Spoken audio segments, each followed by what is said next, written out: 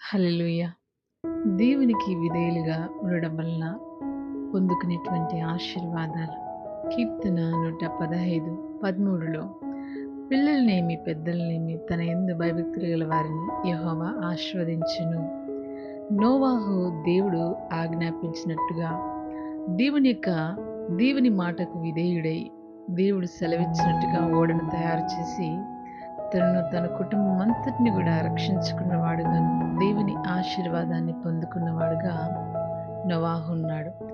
అబ్రహాము కూడా దేవుడు పిలిచినప్పుడు ఆయన మాటకు విధేయుడై దేవుడు నడిపించిన దేశమునకు తాను లేచి తన స్వదేశమును విడిచి నడవడం వలన అబ్రహాము ఆశీర్వదించబడిన వాడుగా అబ్రహాము ఉన్నాడు.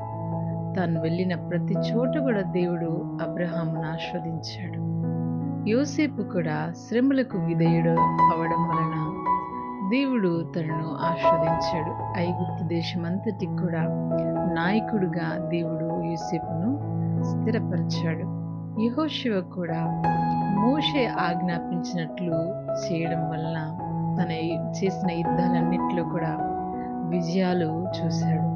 యెహోషువ ఆశీర్వదించబడిన వాడుగా ఉన్నాడు.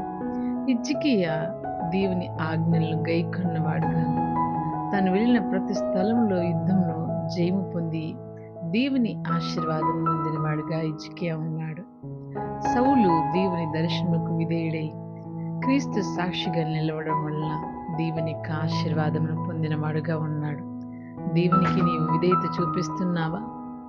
దేవునికి విధేయులు అవడం వలన నోవాహు ఆశీర్వదించబడ్డాడు, అబ్రహాము ఆశీర్వదించబడ్డాడు, యోసేపు ఆశీర్వదించబడ్డాడు, యెహోషువ ఆశీర్వదించబడినాడు, హిజ్కియా ఆశీర్వదించబడి ఉన్నాడు. నీవు దేవునికి విధేయులై జీవించడం వలన నీవు దీవించబడతావు, నీ ఇంటి వారు కూడా దీవించబడతారు.